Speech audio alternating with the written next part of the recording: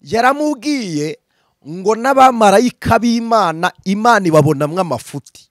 Yewe Yeremiya we, genda uvuga ayo magambo, uvuge ngo garuka wamusubira nyuma we. Abantu muzi neza ngo Imana yarabaciye. No, ntabwo urukundo rw'abantu urarushaka ukarubura ukagira ngo n'urw'Imana niruhari. Imana iragukunda, Imana irakuzirikana, ntiyitaye ku maboko yakurekuye. Aho bakurekuriye niho Imana yakuboneye, niho yagufatiye. Yacu yumva amagambo aturutse mu kanwa k'ababi ngo isohoze ibibi. Umuvumo ufata nde? Niba ufite impamvu yo gukiranirwa, niyo batakuvuma uvumwe n'imirimo wakoze.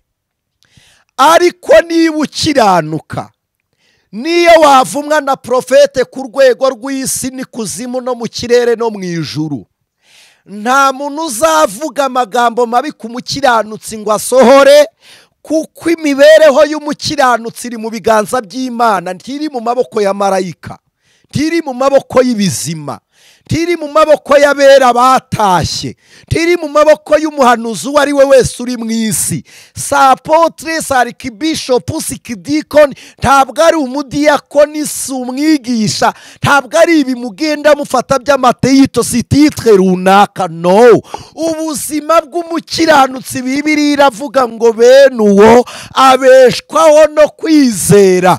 Kwizera kwe kuri aho amaso y'abahanuzi atabona, kuko abafite ubuturo mu Mana, acumbitse muri Kristo, atuye muri we, izina rye niho riba. Bakuvuga, bakureba, bakuvuma, ariko ntibisohora.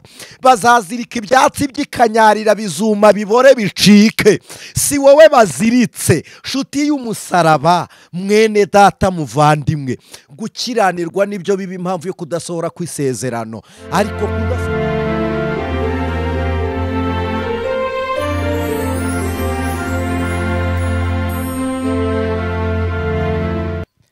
Yesu ashimwe. Inshuti z'umusaraba, mugire amahoro ya Kristo Yesu.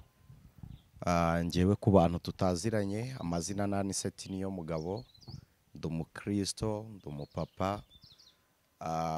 Dushimiye Imana itwemereye kuganira uyu mwanya ijambo ryayo ku ijwi ry'umukanguzi. Dushimiye abantu mukunda kubana natwe, abakoze subscribe kugira ngo tujye tubana, abantu mukunda kuganiriza ijambo ry'Imana, abandi mubahaye ibiganiro twakoze.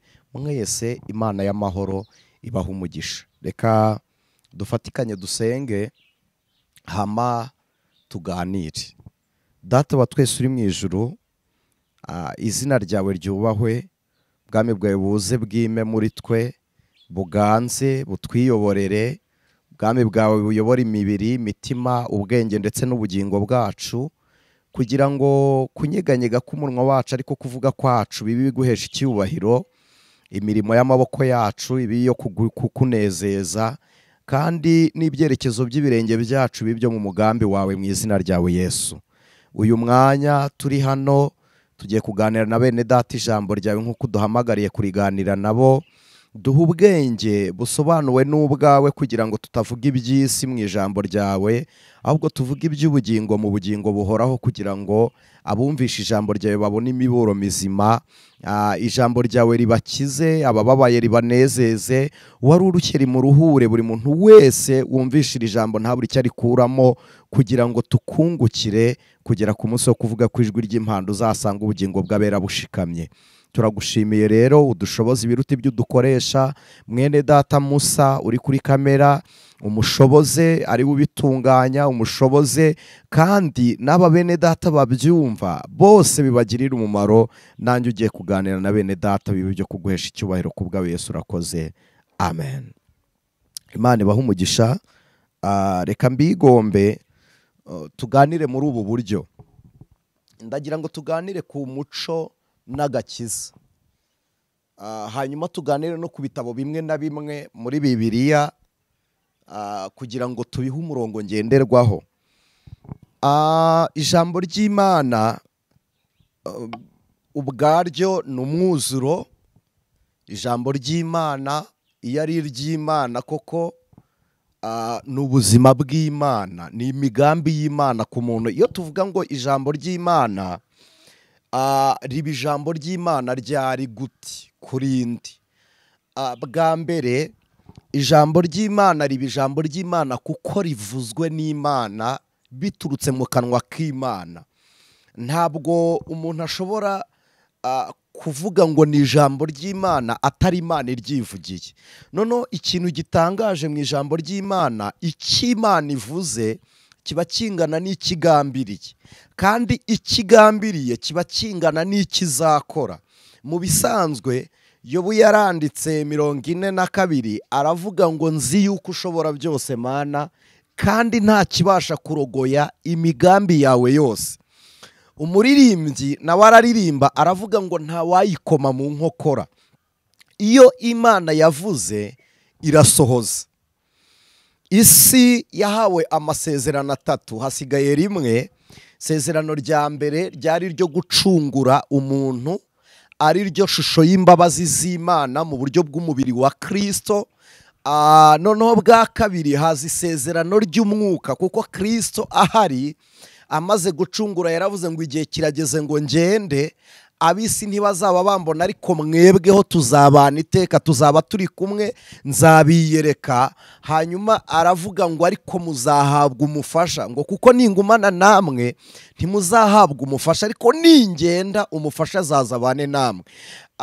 Uwo ni umwuka wera yari ari kuvuga, kuko mu gice cya mbere je pense cy'igitabo cyo kuva cy'igitabo cy'ibyakozwe n'intumwa, nimusoma umurongo waho wa 8, Bibiliya yaravuze ngo muzahabwa imbaraga umwuka wera nabamanukira. Igice cya mbere cy'ibyakozwe n'intumwa, yego reka mpasome, ntabwo nshaka kubwiriza, ndumva nshaka ko tuganira uburyo bw'umuco n'agakiza, noneho umwifato wo muri Bibiliya. Ese iri jambo ni iryande, ribwirwa nde, ninde urivuze, kuki uribwiwe? Nshaka ko tuganira gutyo tukava mu rujijo.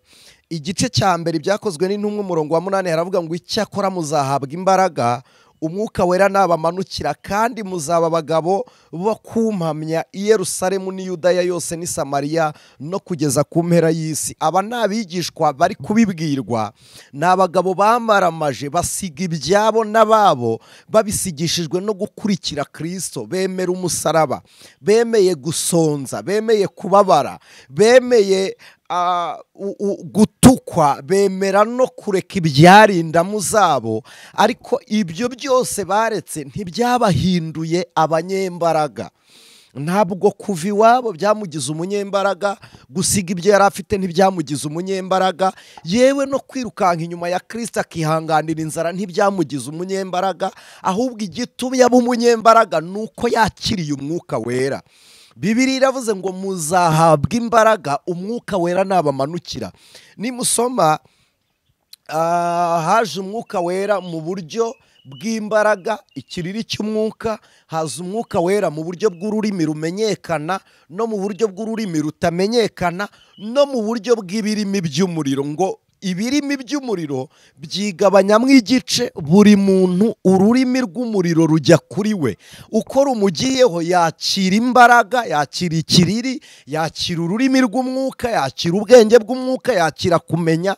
Ko niho Petero yahishuriwe iby'imbaraga zo mu gushira amanga, abwira abantu. Murabizi abize amateka cyangwa teoloji n'abasomye Bibiliya, muribuka ko aribwo hakijijwe abantu 3,000.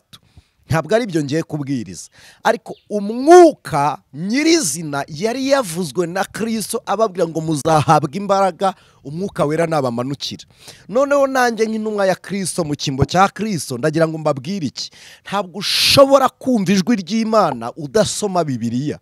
Ntushobora no kumenya icyo Imana ivuze ucyumva mu kanwa k'umuhanuzi gusa, utacyumvira mu byanditswe byera. Kubera iki tuvuze ibyanditswe byera kandi Bibiliya abantu benshi muyifata nk'ijambo ry'Imana? Munyumve, ntabwo mpakanye ko Bibiliya atari ijambo ry'Imana. Harimo ijambo ry'Imana, hakabamo ijambo rya Mose, harimo ijambo rya Daniyeli, hakabamo irya Yona, harimo ijambo ry'abami, hakabamo irya ba Uziya. ko amagambo buri muntu wese yagiye avuga akandikwa, ntabwo yose twashira isoni ngo tuyahurize hamwe tuyite ijambo ry'Imana.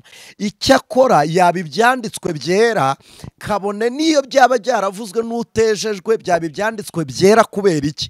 Kuko bifite intego yo kwigisha no kuduhugura. Icyo ni cyo gisobanuro cyatuma biba ibyanditswe byera. Bibiliya ibanza ari igitabo cy'itangiriro, ntabwo ari uko ari cyo kibanza muri Bibiliya. Bacyita Genesis cyangwa Genesis. Iyo tuvuga Genesis ni ukuvuga inkomoko cyangwa imvo n'imvano. Genesis mu Kigiriki cyangwa mu Giheburayo ni ukuvuga ngo ni inkomoko y'ibiriho. Impamvu icyo gitabo cyitwa Itangiriro ntabwo ari cyo cyabanje muri Bibiliya. Iki gitabo cy'Itangiriro cyanditswe na Mose. Mu bitabo 5 bya Mose habanza icyo cy'Itangiriro, ariko kandi hari n'ikindi gitabo Mose yanditse. Igitabo cya Yobu yacyanditse muri 48, ariko asebukwe Yetiro acyandika yumvisha amateka y'umugabo witwa Yobu. Ariko kandi si n'icyo gusa Mose yanditse, na Zaburi ya 90 na 91 nayo ni iya Mose. Bafata ibitabo 5 bagendeye ku mategeko, ikiswe Tora, Taurati cyangwa Pentateke, cyangwa ibitabo 5 bifatanyijwe bakabishyiraho kuko ari byo byarimwe amategeko. Ariko na Zaburi ntibayifata bamwe bayifata mu cyiciro cy'indirimbo, ibisigo, bakayigabanya mu mugabane runaka. Siho nje gutinda, ntago nje kubabwira histoire comme théologique, ndagira ngo tuganire. Hari amagambo abakristo bajya basoma muri Bibiliya, amwe bakayita y'Imana kandi atari Imana yayavuze. Mu by'ukuri hari ijambo Elifazi yabwiye Yobu, yaramubwiye ngo n'abamarayika b'Imana, Imana ibabonamwe amafuti. Abantu benshi bazi ngo ni ijambo ry'Imana. Nicyo cyatumye dufata uyu mwanya kugira ngo tutagira ibyo twitirira Imana atari ibyayo, tukagira n'ibyo twitirira abantu atari iby'abantu. Nimusoma Bibiliya mu gitabo cya Daniyeli, Yesu abaha umugisha, cano n'ijwi ry'umukanguzi. Niyo mpamvu tudakwiriye gusinzira ibitotsi by'urupfu bituma tutamenya ibyanditswe byera. Daniyeli igice cyaho cya 11, reka dusome kuva ku murongo wa 28. Haravuze ngo nyuma azasubirana mu gihugu cye ubutunzi bwinshi, kandi umutima we uzaba wanganye n'isezerano ryera.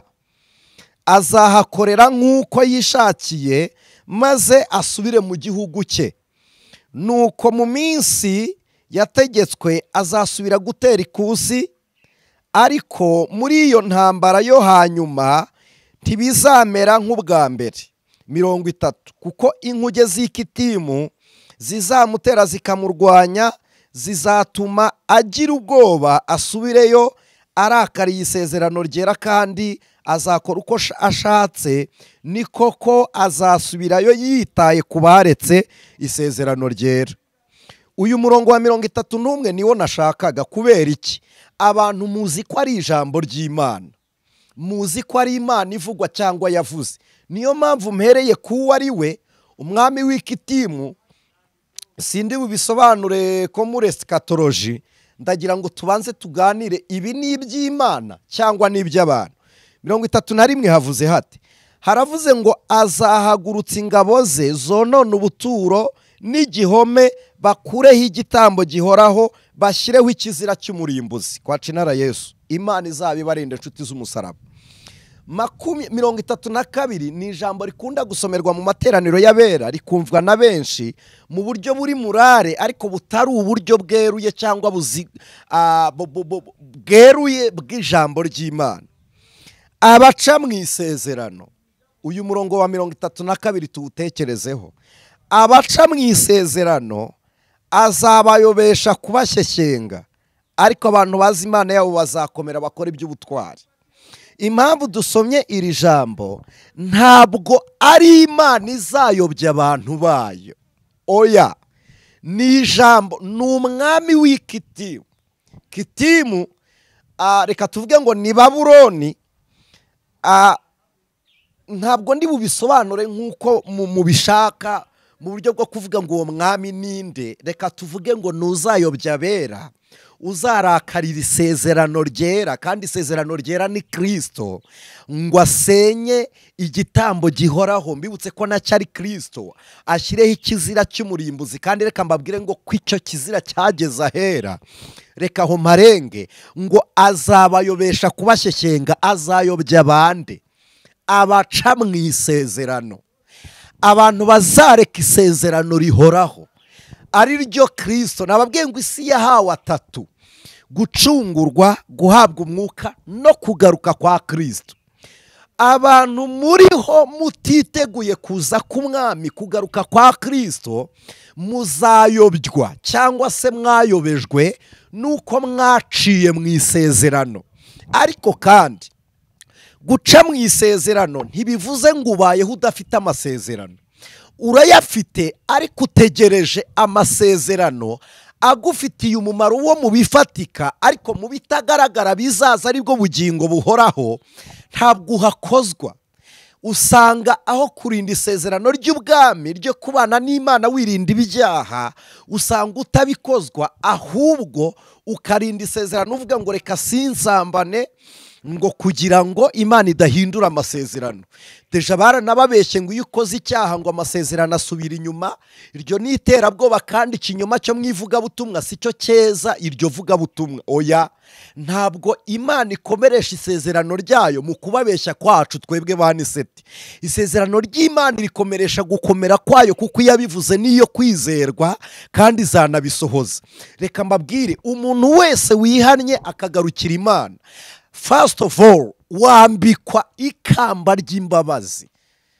Anyambika imbabazi zayo nk'ikamba, akamazi.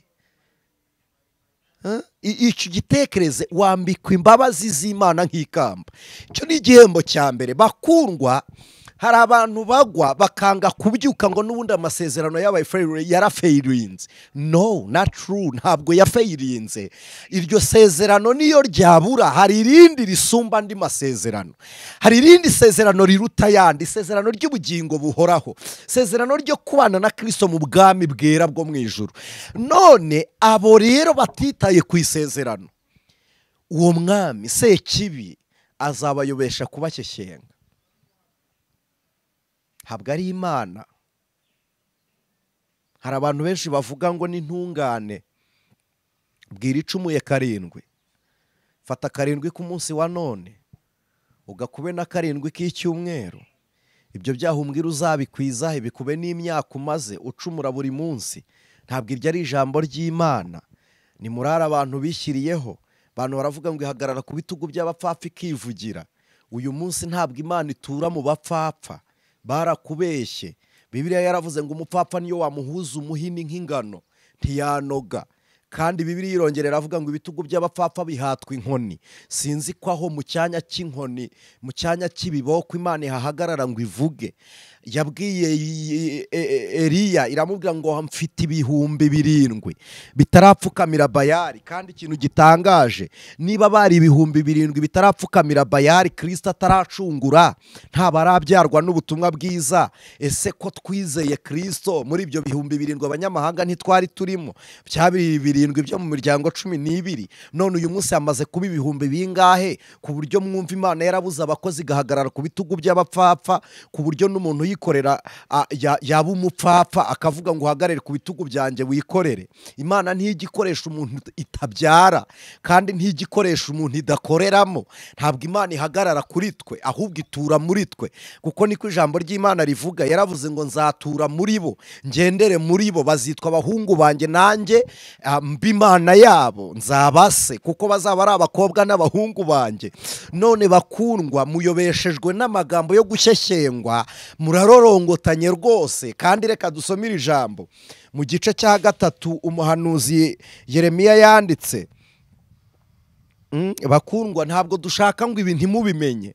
Niyo mpamvu tugomba gukora ibi byose kugira ngo mumenye ijambo ry'umwami. Yeremiya igice cyaho cya 3 umurongo waho wa reka duhere ku wa 12 havuze hate, haravuze ngo genda wamamaza aya magambo aherekera ikasikasi uvuga uti, hari kasikasi, kaskazini n'ikusi, iburasirazuba, iburengerazuba, amajyepfo n'amajyaruguru, nuko biba biri muri izo ndimi. Genda wamamaza aya magambo aherekeye ikasikasi uvuge uti, garuka wamusubira nyuma we Isirayeli, niko Uwiteka avuga, sinzakurebana igitsure kuko ndi umunyembabazi, niko Uwiteka avuga, sinzakomeza kurakara iteka. Yewe Yeremiya we, genda uvuga ayo magambo, uvuge ngo garuka wamusubira nyuma we. Abantu muzi neza ngo Imana yarabaciye, no, ntabwo urukundo rw'abantu urarushaka ukarubura ukagira ngo n'urw'Imana niruhari. Imana iragukunda, Imana irakuzirikana, ntiyitaye ku maboko yakurekuye. Aho bakurekuriye niho Imana yakuboneye, niho yagufatiye. Batarakubona yari ikuzi, utarabyarwa wari uzwi nayo, none iravuze ngo garuka wamusubira nyuma we. Aho uri ntiyari urusengero usengeramo, ariko Imana iravuze ngo yigarukire. Gihugu urimo nta bubyutse nta mwuka wera, ariko yigarukire. Kuyigarukira ni iki? Ni ukwatura gusa uvuga ngo nsubizaho nivanye, subiza mu kwera kwawe Mana, ngaruraho nzatsindira ibyaha nkanesha isi na Satani, ngaruraho umubiri wanjye uyoborwa nawe. Bakundwa nshuti z'umusaraba, pesando edrasi nimonia pehosa nima, Imana ishimwe, Imana ikugarure, Imana ikugarure. Ijambo rirambwira ngo ubwo izagarura batataniye mu misozi, Imana nawe ikugarure, yongere ikugarure, yongere ikugarure. Nshuti y'umusaraba, ntabwo nzakurebana igitsure. Imbabazi z'Imana ziriho kugira ngo abezwe nazo, kandi ijisho ry'Uwiteka ntirizakureba nabi mu kugaruka kwawe. Imana izakurebana imbabazi. Imana ishimwe. Hari abantu bababwiye ngo ibyaha mwakoze byabaciye ku Mana. Hoya, aho guhunga Imana yihungireho, garuka, ngwino. Nibyo buri joro uri mastribiwa, ariko uyu mwanya ngwino, garuka. Ayo mashusho ukurura y'ubusambanyi n'uburari byose atura mu mwanya ihishurirwa n'iyerekwa ryari kujyamo, bigatuma utabona ngo wumve n'ijwi ry'Imana. Igarukira Imana uyibwire ngo nsibamwe ibi bitekerezo. Yiha ubwenge bwawe, umutima ubwire ngo nguhaye Imana, umubiri ubwire ngo nguhaye Imana. Bakundwa nshuti z'umusaraba, garukira Imana. Ubusambanyi bwarakubase, garuka, ngwino, ongera ugarukira Imana. Ntabwo Imana izakureba nabi, Imana izakureba ijisho ryiza. Ukuboko kwayo kurakurindiriye ngo kugufata. Umugongo w'Imana ni wowe ushaka ngo iguheke. Metso y'Imana imaze gutunganwa ngo ujye mu mugongo wayo, ikwambutsa amakuba n'ibigerageza ubona. Oya, wakomerekejwe na benshi mwabanaga mu bihe by'amasezerano. Niko ijambo ritubwiye ngo uyobye mwami wa Kitimu, umubisha warakariye isezerano, wasenye urusengero, wakweho igitambo gihora agashyiraho igitambo ikizira cy'umurimbuzi, ngo azakuyobesha kukushyeshyenga. Niyo mpamvu wumva abahanuzi bakubwira iby'amahoro ntibakubwire kwihana. Umwuka wa Satani uyobye wagiye mu bahanuzi bitwa b'Imana. Abo bahanuzi barangije bakubeshya ngo Imana iravuze kandi itavuze, bakubwira ibyo kukurema umutima bitazasohora. Ubitegereje ubura ibyo Imana yakubwiye, ntabwo ariyo. Warabibuze urayirakarira, uyirakariye uyivaho, uyivuye wiyita ko nta mbabazi, ariko si uko nta mbabazi ifite, irazifite nyinshi. Wakagombye kubanza kuyigarukira kugira ngo uhabwe isezerano ryera ry'Imana. Imana iguha umugisha. Umurongo waho wa 13 soza icyo gice cya 3 Yeremiya, haravuze ngo icyo nshaka kimwe nuko wemera ibyaha byawe, ibyo wacumuye ku Uwiteka Imana yawe. Wayobereje inzira zawe ku mana z'abanyamahanga, munsi y'igiti cyose gitoshye, kandi ntiwumviye ijwi ryanjye, ni ku Uwiteka avuga. Hari abantu mugira ngo gusenga ibigirwamana ni ukubyikubita imbere, ariko kwemera n'amagambo y'ibinyoma aturuka mu kanwa ka Satani ni ukumuramya. Abantu muraguje impano z'umwuka ngo mwumve icyo Imana ibabwira. Nibyo pe gukumbura ijwi ry'Imana bikwiriye umuntu wese ukunda Imana. Ariko se nshuti z'umusaraba, Imana ni radiyo dufungura buri kanya ikavuga? Ntibikabe. Erega reka mbabwire, Aniseti ndi umuhanuzi pe, ndahanura, nderekwa, ndarondora impano hafi ya zose z'umwuka wera Imana yarazimpaye. Ariko mureke mbabwire iki, ntabwo nahanura ngo nzavuga ibiruta iby'ibyanditswe byera bivuga. Ntabwo nahanura ngo nzavuga ibiruta ijambo ry'Imana riri muri Bibiliya. Nuzibwira ko abirenza azaba yaraguye yararenze ijambo ry'Imana, yaraguye inyuma yaryo. Nshuti z'umusaraba, garuka ngo icyo Imana ishaka ni kimwe, nuko wemera ibyaha byawe. Icyo gusa ukabwira Imana ngo ndabyemeye, bimbabarire. Bakundwa nshuti z'umusaraba, tuganire. Muri Bibiliya harimo amagambo yavuzwe n'ingabo y'ikuzimu. Ubwo Yesu yageraga ku wari utewe na Satani n'abadayimoni, babonye Yesu baravuga ngo duhuriye he mwana w'Imana? Nubwo abadayimoni bahamije ko Kristo ari umwana w'Imana, ariko amagambo dayimoni avuze ntabwo ari ijambo ry'Imana. Byaranditswe bishyirwa muri Bibiliya, bibi byanditswe byera kuko intego yabyo ariyo kutwigisha. Ariko ntibivuze ngo dufate ayo magambo yo mu kanwa ka dayimoni tuyita amagambo y'Imana. Niyo mpamvu hari ibyo dutwara nk'agakiza kandi ari umuco, tukabifungisha bamwe. Narababwiye, amadini ni ibitangaza. N'abantu bakubuza kwegera imeza y'umwami ngo urahumanye, ariko ntibakubuze gutura, ituro ryawe ryo rikaba ryera, ariko wowe utejejwe. Kubera iki? Jambo ryaravuze ngo nujye gutanga ituro ukibuka ko hari uwo mufitanye ikibazo, rirambike hasi usubireyo wikiranure nawe ugaruka uriture, kuko ituro ry'umuntu ryemerwa iyo yejejwe. Ariko twebwe turagufata nk'ikizira, ariko ituro ryawe turizirure. Nitujya kubaka insengero tuguhamagara udufashe kubaka, nitugira sorute tuguhamagare nk'umuterankunga, ariko nitujya kurya igaburo ryera twegereye imeza y'umwami ntabwo uzaza, ntituzakwemera, tuzavuga ngo uri ikizira.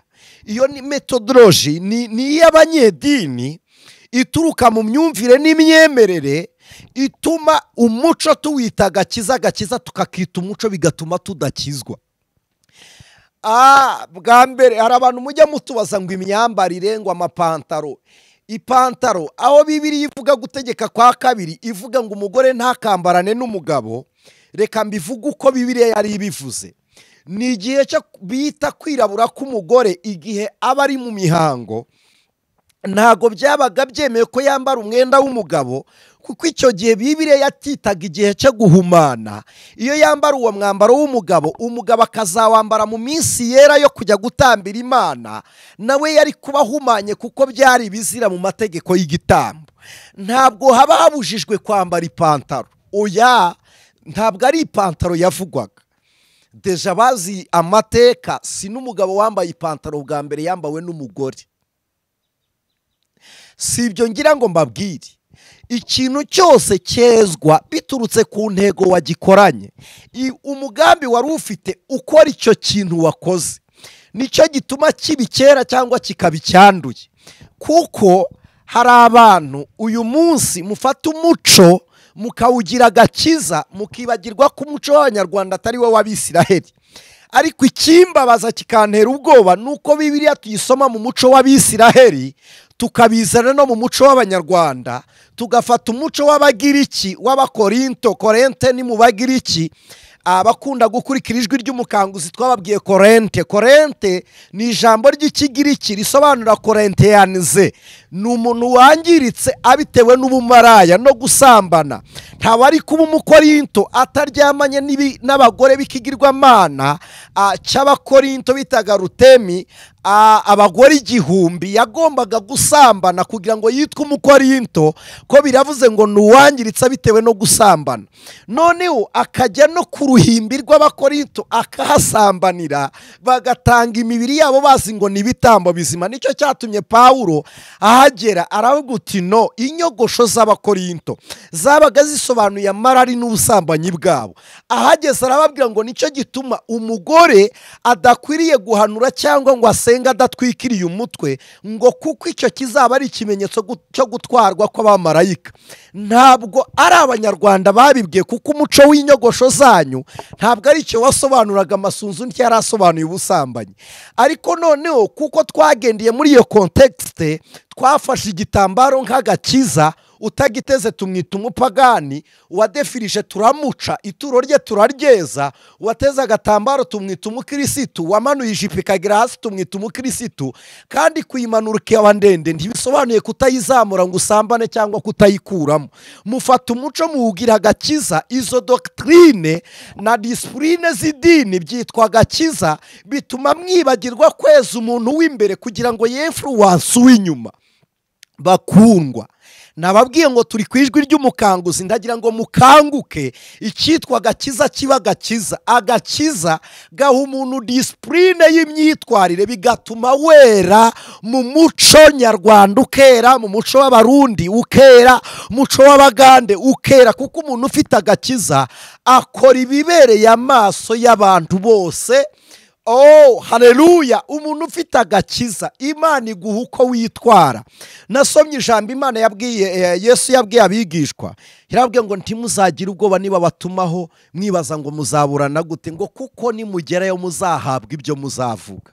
Bakundwa, umuntu ufite agakiza, ugera muri Amerika Imana ikaguha uko witwara, uba Australia ikaguha uko witwara, aho ugeze hose Imana iguha uko witwara kubera agakiza. Imana ishimwe. Ndagira ngo dufatikanye dusenge. Hari ibyo muzi nk'ijambo ry'Imana atari ryo. Uyu mwanya karagaciyeho, ariko reka mbabwire iki, ijambo ry'Imana ntirihinduka. Abantu mwese mwaratinye ngo abantu barabavumye, ngo barabasengeye, ngo babasengeye babazirika. Ninde yacu yumva amagambo aturutse mu kanwa k'ababi ngo isohoze ibibi? Umuvumo ufata nde? Niba ufite impamvu yo gukiranirwa, niyo batakuvuma uvumwe n'imirimo wakoze.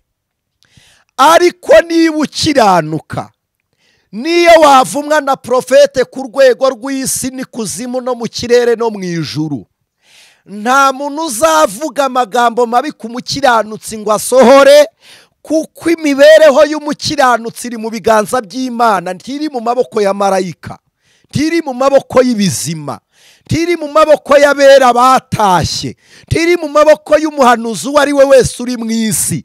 Sa apotre, sa arikibishopu, si kidikoni, ntabwo ari umudiyakoni, si umwigisha, ntabwo ari ibimugenda mufata by'amateyito, si titre runaka. No, ubuzima bw'umukiranutsi Bibiliya iravuga ngo bene uwo abeshwaho no kwizera.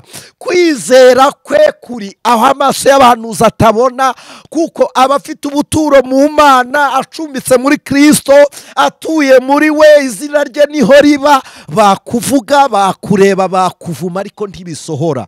Bazazirika ibyatsi by'ikanyarira, bizuma, bibore, bicike. Si wowe baziritse, nshuti y'umusaraba, mwene data, muvandimwe. Gukiranirwa nibyo biba impamvu yo kudasohora kw'isezerano. Ariko kudasohora kw'isezerano ntibituruka ku bagusengeye bakuvuga nabi, ntibituruka ku bakuzinze, ntibituruka kuri bamwe w'imyituro bakakuvuma. No, mwitinya iby'ab'isi, mufite Imana. Kandi umwuka w'ubwoba ni uw'abatizera. Umwuka twahawe ntabwo ari uw'ubwoba. Imana ibaha umugisha. Ntabwo Imana ikorera mu bapfapfa. Irabanza ikakweza, ikagukoreramo wejejwe, ikakurekesha ubupfapfa bwawe, kuko umupfapfa akora iby'isoni nke, kandi Imana ntigikorana n'abashizi b'isoni, n'abantu bakora iby'isoni nke. Muzaperereze, Yuda yaranditse, niyo twahasoma, afite urwandiko rumwe, ntimukarambirwe ibyanditswe byera, ntimukarambirwe ijambo ry'Imana. Yuda yaranditse, afite urwandiko rumwe, ni igice kimwe gifite imirongo 25. Reka tuyisome. Kuva ku murongo waho wa mbere yaravuze ngo Yuda imbata Yesu Kristo kandi mwene se wa Yakobo, ndabandikiye mwebwe abahamagawe bakundwa, kuko muri mu Mana Data wa twese, mukarindirwa Yesu Kristo. Imana ishimwe. Uyu Yuda, hari Yuda mwene nyina wa Yakobo. Mu bigishwa ba Yesu harimo ba Yakobo babiri, Yakobo mwene nyina wa Yesu ari nawe uvukana na Yuda, hakaba na Yakobo mwene Zebedayo uvukana na Yohana, kandi hakaba na Yakobo wo kwa Isaka. Ntabwo abo ba Yakobo Yakobo wo kwa Isaka avugwa mu isezerano rya kera, ari we wahinduriwe izina akitwa Isiraheli. Hanyuma Yakobo wayoboye itorero, ari we Herode yishe agashaka kwiyongeza Petero, ni Yakobo mwene nyina wa Yohana, ariko hakaba na Yakobo mwene nyina wa Yesu. Imana ibaha umugisha. Haravuze ngo imbabazi n'amahoro n'urukundo bigwire muri mwe. Ndimwe navuga ngo amen. Murongo wa 3, bakundwa, ubwo nagiraga umwete wo kubandikira iby'agakiza dusangiye, niyumvisemo ko mpaswe no kubahugura kugira ngo mushishikarire kurwanira ibyo kwizera bera bahawe rimwe bakazageza iteka ryose. Kuko hariho bamwe baseseye muri mwe rwihishwa, bagenewe kera gucirwaho iteka, n'abantu batubaha Imana, bahindura ubuntu bw'Imana yacu isoni nke, bakihakana Yesu Kristo ari we wenyine databuja n'umwami wacu. Uyu murongo wa 4 ujya untera ubwoba, ndawusubiramo. Kuko hariho bamwe muri mwe baseseye muri mwe rwihishwa. Hariho bamwe baseseye muri mwe rwihishwa, ngo bagenewe kera gucirwaho iteka, n'abantu batubaha Imana. Abo ni bya byigenge, bya bikenya, bya bishizi by'isoni, babapfapfa.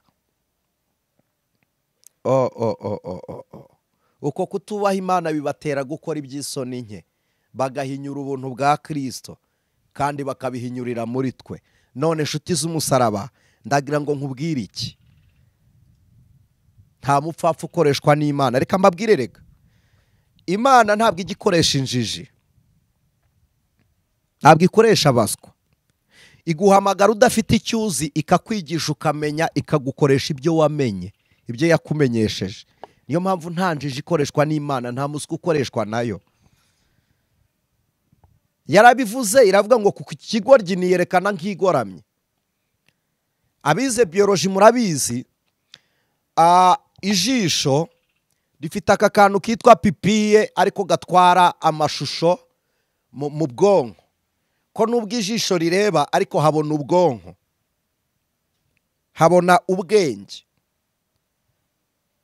Ubu bwenge bwacu kubona kwabyo, niyo mpamvu ureba umuntu ukavuga ngo uriya ndamuzi. Ntabwo ari ijisho, nuko ahubwo iyo shusho ye iri saved muri mind yawe. Bivuze ko ubwenge bwawe ari bwo bumurebye, kuko nibwo bwamumenye. Aka kitwa pipiye rero gatwara amashusho mu bwenge, narabibabwiye, iyo umwana ari igisekeramwanzi, kaba kitambitse kamubona muri pozisiyo imbone y'ijisho irimo.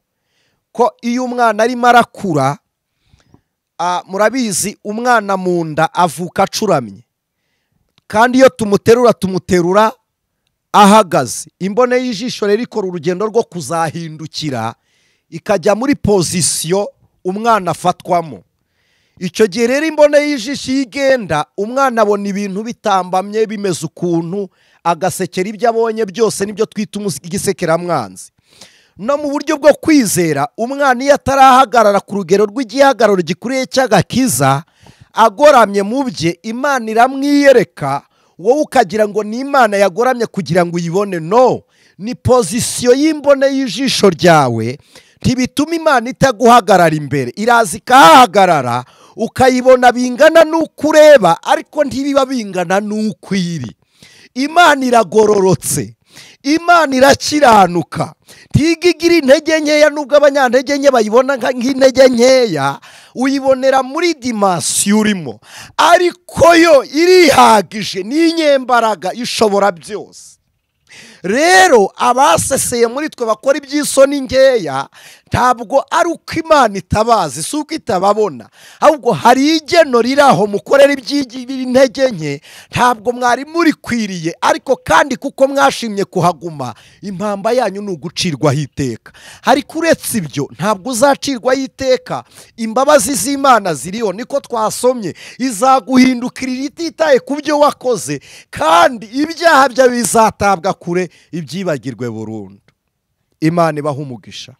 Reka dusenge nakagaruka. Turagushimiye Imana y'ineza, turagushimiye wowe ukiranuka, turagushimiye kuri Imana ijya yibuza kurakara, utajya urakara iteka ngo udutsembane ibicumuro twagucumuyeho, ahubwo utugirira imbabazi n'ibambe. Ibyaha byacu urabifata ukabita kure, ababitwegereza nibo baba babyishyizeho, ariko imbabazi zawe ziratweza zikatuboneza. Nicyo gitumye dusenge uyu wari waraguye ngo agaruke, uyu wari utarakumenya ngo abyarwe nawe, uyu wakoraga iby'isoni nkeya kugira ngo umubabarire, uyu wari umupfapfa kugira ngo umweze, wongere ukorane natwe dukiranutse. Ibyo bibe ku bwawe none n'iteka ryose, Mwami w'ineza. Amen. Imana ibaha umugisha mu izina rya Yesu. Amen.